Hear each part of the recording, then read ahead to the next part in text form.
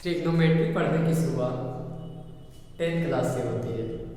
तो जब हमने पढ़ना शुरू किया तो दिमाग में ये क्वेश्चन आ रहा था कि इसका यूज हम लोग कहाँ करेंगे या फिर कहाँ होता है। तो आज उसी के बारे में हम लोग बात करने जा रहे हैं कि आखिर ट्रिग्नोमेट्री का यूज हम लोग करते कहाँ हैं। जैसे कि 10th क्लास में ट्रिग्नोमेट्री पढ़ते हैं, फिर 11th में पढ़ते हैं, फिर 12th में पढ़ते हैं। उसके बाद अगर हम लोग मैथ से ग्रेजुएशन करते हैं तो वहाँ भी ट्रिग्नोमेट्री होता है। तो इतना ट्रिग्नोमेट्री हम लोग पढ़ते हैं तो यूज आखिर कहाँ करते हैं। तो चलिए देखते हैं कुछ यूजेज। तो एस्ट्रोनॉमी में हम लोग यूज करते हैं, जैसे कि अर्थ से सूर्य का कितना दूरी है। तो ये हम लोग कैसे पता करते हैं, ये ट्रिग्नोमेट्री के द्वारा पता करते हैं। जैसे अर्थ से सूर्य का दूरी 150 किलोमीटर 150 मिलियन किलोमीटर है। तो उसको 1 एस्ट्रोनॉमिकल यूनिट भी बोलते हैं।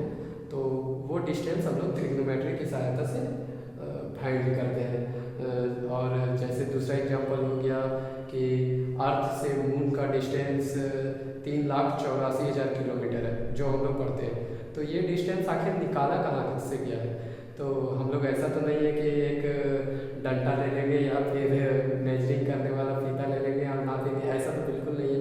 तो हम लोग उसको ट्रिग्नोमेट्री की सहायता से फाइंड आउट करते हैं। दूसरा पॉइंट है कि फ्लाइट इंजीनियर्स इन लोग यूज करते हैं। जैसे कि फ्लाइट टेक ऑफ होता है, जब उड़ता है उसमें कितना एंगल में जाएगा, कितना स्पीड होना चाहिए, हवा का फ्लो कैसा है, ये सभी मेजरिंग जो एक्चुअली आप ट्रिग्नोमेट्री पढ़ने के बाद ही समझ सकते हैं अच्छे से। तो मोटा मोटे तौर पर जान लीजिए कि फ्लाइट इंजीनियर्स वहाँ भी यूज होता है। फिर हम लोग थर्ड नंबर पॉइंट है जियोग्राफी, नेविगेशन एंड मैप्स। तो इसमें भी जो आप मैप वगैरह यूज करते हैं तो उसमें नेविगेशन हो गया, कंपास की मदद से वो डायरेक्शन बताने, ये सभी में भी ट्रिग्नोमेट्री का यूज होता है। उसके सहायता से चीज़ें बहुत आसान हो जाती है। और फिर मेजरिंग हाइट्स, चौथा नंबर पॉइंट है मेजरिंग हाइट्स। जैसे कि हम लोगों को माउंट एवरेस्ट की ऊंचाई ज्ञात करना है। जैसे कि हम लोग पढ़ते हैं माउंट एवरेस्ट की ऊंचाई 8,850 मीटर के लगभग है। तो वो हाइट कैसे मेजर किया गया होगा, ज़रा सोचिए। तो सिंपल सी बात है कि उसको तो डायरेक्ट मेजर नहीं किया गया होगा, तो उसको हम लोग ट्रिग्नोमेट्री की सहायता से मेजर करते हैं।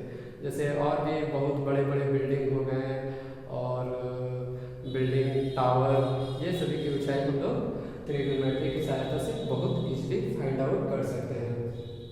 फिर 5 नंबर पॉइंट में आ जाता है construction, civil engineering. Civil engineering में भी यूज होता है। तो जैसे ग्राउंड का कुछ हो गया, ये सब में यूज होता है। फिर 6 नंबर पॉइंट आता है क्रिमिनोलॉजी। तो जो CID ऑफिसर होते हैं या फिर फॉरेंसिक लैब वाले होते हैं, तो वो सभी जैसे मान लीजिए कहीं क्राइम हुआ, कहीं गोली चला, तो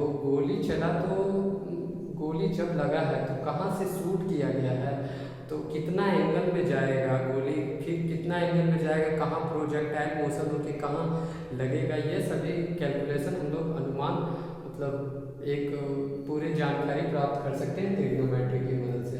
जैसे कि कहीं ब्लड गिरा हुआ है तो ब्लड का हाइट कितना है, फिर कितना दूर तक फैला हुआ है, तो वहाँ पर एक राइट एंगल ट्रायंगल बन सकता है। तो वहाँ से हम लोग भी बहुत कुछ, कितना हाइट से गिरा, ये सभी बहुत सारी चीज़ें हैं जो आप ट्रिग्नोमेट्री पढ़ने के बाद अच्छे से समझ सकते हैं।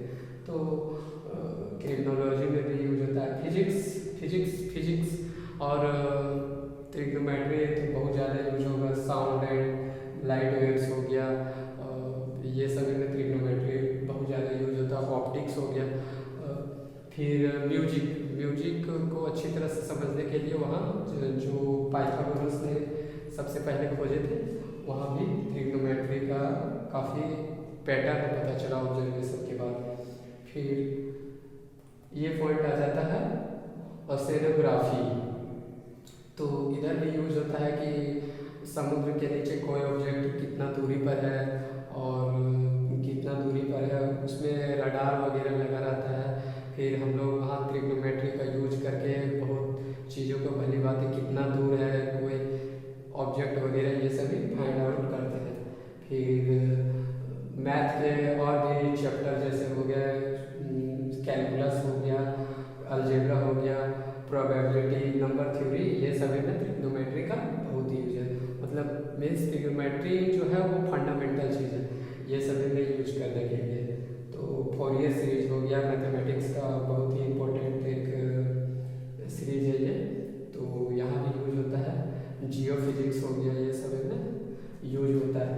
फिर इंजीनियरिंग के डिफरेंट टाइप ऑफ इंजीनियरिंग में भी ट्रिग्नोमेट्री का अच्छे खासे यूज होते हैं। जैसे सिविल इंजीनियर कंस्ट्रक्शन में जो बताया कि वहाँ यूज होता है, मैकेनिकल इंजीनियरिंग हो गया, इलेक्ट्रिकल इंजीनियरिंग हो गया, यहाँ पर यूज होता है आपका ट्रिग्नोमेट्री का काफ़ी खासा यूज होता है।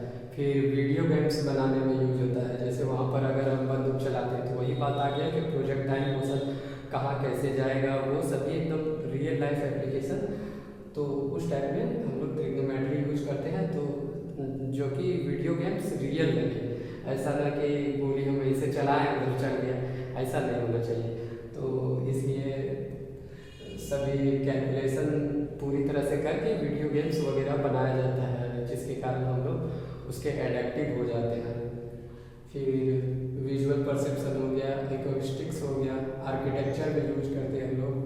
फिर जियो फिजिक्स हो गया, क्रिस्टलोग्राफी हो गया, इलेक्ट्रॉनिक्स, मेडिकल इमेजिंग जैसे CT स्कैन, अल्ट्रासाउंड, ये सब में भी यूज होता है। फार्माकोलॉजी। तो कंक्लूजन ये है कि